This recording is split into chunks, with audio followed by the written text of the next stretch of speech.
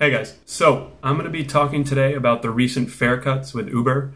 For those who haven't heard, I did a roundup on Friday that I kind of touched on it, and I mentioned that I'd be doing YouTube videos, so here it is. Now, for those who don't know, basically Uber went in and cut rates by anywhere from 10 to 50% in 48 Uber cities. So a lot of Uber's newer markets, and the average rate cut was actually about 26%. So my buddy Simon over at ridesharedashboard.com, he had a really good detailed analysis and breakdown of fare cuts by city, percentages based on mile and base rate. So I'll link to that if you guys want to check it out. But the gist of it was the rate cuts amounted to about 25% in newer markets. Uber's newer markets. And they are offering some guarantees of $16 to $20 an hour, depending on the city during peak times. So, things like Friday, Saturday evening. And then also they're offering $12 to $16 non-peak guarantees. And even a couple cities have just a regular guarantee during, regular hours of $16 an hour.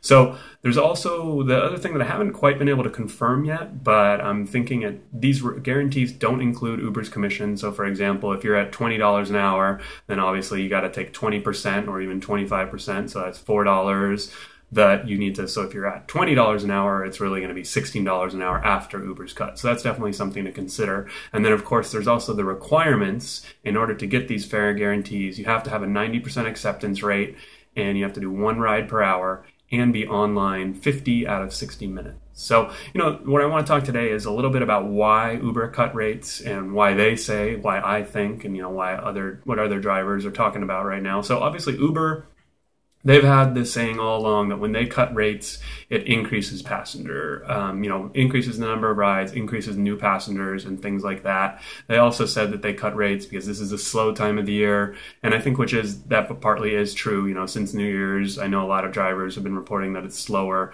less rides, especially when you compare it to the holidays. And, then the other thing is, Uber has this, I guess it's more of a theory that some people have been talking about. I was quoted in a Forbes article by Ellen Hewitt that maybe Uber is doing this. Why are they cutting these rates? They might be doing this because with these guarantees, they're forcing drivers to really stay online with Uber. And as you guys know, a lot of Uber drivers are also Lyft drivers. So that could be another theory. Now, the big thing you really want to consider when you hear Uber say that lowering rates is going to increase the number, your earnings and your income. I don't know. I think that we all kind of know by this point that I don't trust these guys when they say that, and I don't think you should either, because, they've provided data that show that, drivers in Chicago and New York are now making more money since they've cut rates, which I find that kind of funny because they haven't provided data for every single city, and it seems to me if that really were the case, then, we would see that data.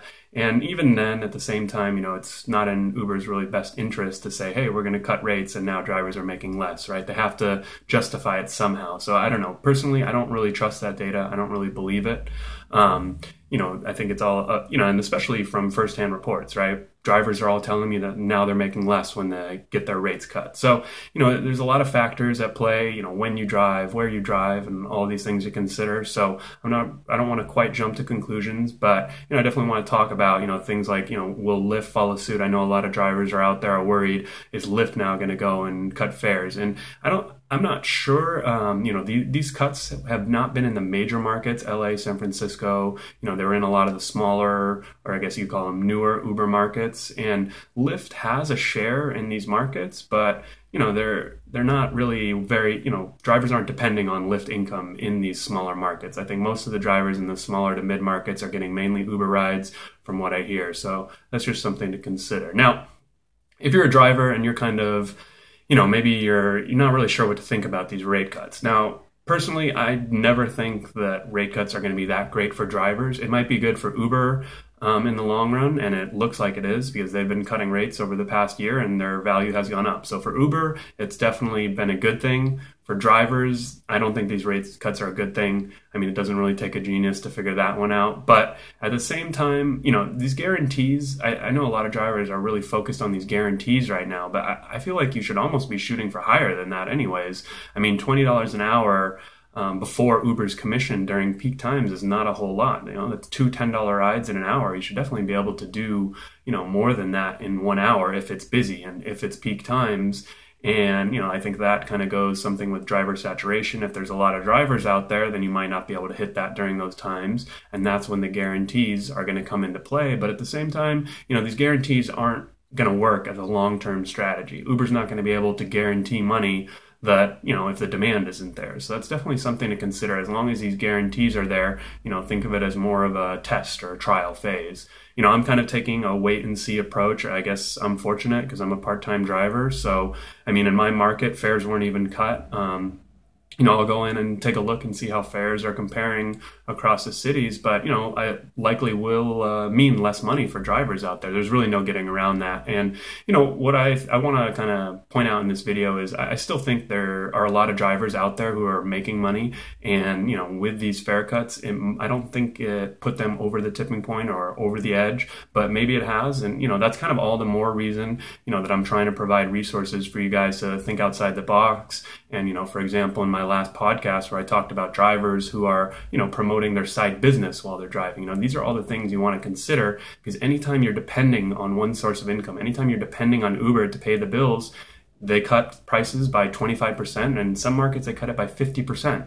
Now, do you want to have to be faced with a situation where you can no longer drive, or maybe do you want to face with a situation where you can scale back your hours? When you have other options, that's obviously the best thing, right? Now, I know there are a lot of drivers, or probably not a majority, but I know there's some drivers out there who depend on this Uber or Lyft income full-time, and I feel like those are the people who are going to be hit hardest by this. For the part-time drivers or the people who have other jobs, they can scale back on their Uber hours if they're not making as much money. So, a lot of these new drivers also that are coming on, they have never seen the older rates. And, I think it's all about keeping things in perspective, right? There's still a lot of drivers. I had drivers email me after these fare cuts, and they were telling me, these fare cuts obviously suck, but I'm still going to drive just because I like to drive. Now, I don't know if that market is going to be enough to support all of the Uber passengers out there, but I want you guys to really start thinking about like a business. This is your motivation to diversify your income, use rideshare to promote other things. And, eventually, the last thing I really want to talk about is there is going to be a tipping point at a certain fare drop or a certain fare where Uber is no longer going to be able to, provide the service that they're known for. They're no longer going to be able to provide the types of rides that they're known for if rates get too low. Now, when you think about it from Uber's perspective, they're going to keep on lowering the price until they hit that point. It really only makes sense for them if they can still provide the same level of value and reach more passengers because, let's face it, when you lower prices, it does increase ridership. It does increase riders. It doesn't mean you as a driver are going to make more, despite Uber saying that, but the first part is correct. I know people, and myself included, that take Uber all the time now because it is cheaper. And, maybe in scenarios before where you would drive or you would carpool, now you just take an Uber. And I think that's kind of what the company is shooting for. So as a driver, you really want to keep all this in mind going forward. It's probably not the thing you guys want to hear, to take a wait and see approach, but that's really, what you need to do at this point. There's a lot going on right now in rideshare with pricing, and the pricing today, like I always say, is by no means what the pricing is going to be going in the future, in 3 months or 6 months. And pricing has definitely been trending down, but you have to determine to yourself, for yourself, is it worth it right now for you to work? Have you hit that tipping point where, it's not really worth it for you to go out and drive? Maybe you need to scale back your hours until they raise prices, and we'll see. I think we'll see what happens. These pricing, if it's too low in your market, then you really have to kind of evaluate your own situation. And I know for me, obviously my market hasn't changed, so I'm still going out there, and I am making less money now than I was 3 or 4 months ago. I still enjoy it, but yeah, it sucks. It's human nature to be upset, to do the same job that you were doing 3 months ago and not get paid as much. So I totally understand that, but you guys know how I am. I'm going to stay positive and keep, basically see how things shake out. If, maybe drivers are going to quit, maybe some are going to figure other things out. So hopefully this video was interesting, helpful to you guys. Definitely subscribe to the YouTube channel, and I'll be putting out more content in the next week on YouTube and articles. So talk to you guys later.